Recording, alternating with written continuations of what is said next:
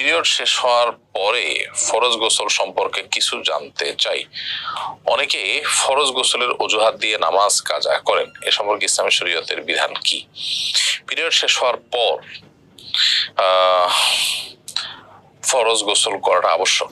ফরজ গোসল না করে যদি কেউ নামাজ পড়ে কিংবা এটা কাজা দিয়ে এটাকে পাশ কাটিয়ে তারপরে তিনি ফরজ গোসল অ্যাভয়েড করেন, তাহলে সেক্ষেত্রে সেটা অবশ্যই হারাম কাজ হবে, ভয়ঙ্কর কবিরা গুনাহ হবে।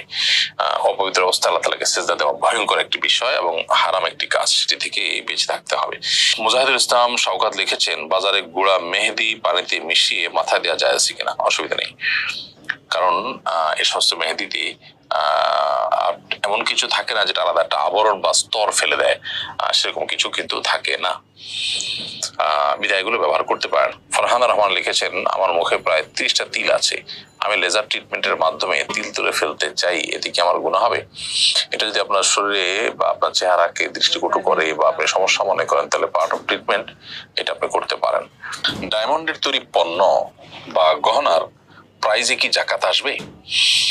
যে সমস্ত পণ্য ডায়মন্ডের তৈরি, সেই পণ্যগুলো যদি ব্যবসায়িক মাল হয়, অর্থাৎ ব্যবসার পণ্য হয় যেটা কেনা হয়েছে বেচার জন্য, তাহলে ব্যবসার পণ্যের যে মূল্য, এটার যে ভ্যালু আছে, সে ভ্যালুর উপরে প্রতি বছর আপনাকে জাকাত দিতে হবে। নিয়মিত মাল দোকান থেকে কমে আবার আসে, এরকম সাধারণত অন্যান্য ব্যবসা মালের ক্ষেত্রে হয়। তাহলে সেক্ষেত্রে আপনি যখন জাকাত হিসাব করবেন, তখন যে সমস্ত পণ্য আছে আপনার দোকানে, গোডাউনে এবং যেখানে যেখানে আপনার আয়ত্তে বা অধীনে আছে, সেগুলো হিসাব করে আপনাকে জাকাত দিতে হবে মূল্যের উপরে, যদি এটা ব্যবসায়ী পণ্য হয়। আর যদি গহনার মধ্যে ডায়মন্ড থাকে, তাহলে সেক্ষেত্রে ডায়মন্ডের গহনার জাকাত দিতে হবে না, কারণ সেটা ব্যবসার পণ্য না।